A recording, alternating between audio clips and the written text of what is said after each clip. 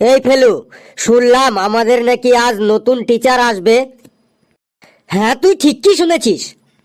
নতুন টিচার খুব রাগী, তোদের এবার শায়েস্তা করে ছাড়বে। অয়েল ইওর ওন মেশিন, তুই নিজের চরকায় তেল দে, আজ স্যারকে দিয়ে তোকেই শায়েস্তা করে ছাড়বো। তাহলে হাবলুকে মার দিয়েই আজকে স্যারের হাতে খড়ি হবে, তাই নাকি ঘেট্টু?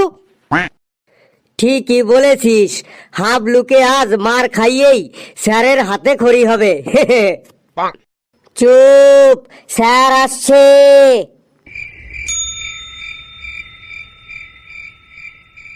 Good morning sir.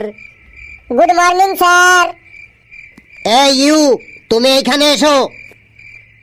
কে, আমি স্যার? হ্যাঁ ইউ, তুমি। কি স্যার, কিছু বলবেন? এই নে। স্যার আমাকে মারছেন কেন স্যার? স্যার আমাকে ছেড়ে দিন স্যার। স্যার মারছেন কেন আমাকে? এই নে। স্যার আমাকে ছেড়ে দিন স্যার। স্যার মারছেন কেন আমাকে? স্যার ছেড়ে দিন স্যার। স্যার আমি কি করেছি যে আমাকে মারলেন? কিছু না করেই এত মার খেলি, তাহলেই এবার ভাব কিছু করলে কত মার খাবি। যা, জায়গায় গিয়ে বস। মাস্টারটা খুব রাগী বটে। শোন, আমি এখনো পর্যন্ত 15টা স্কুলে ট্রান্সফার হয়েছি এই মার দেবার জন্য।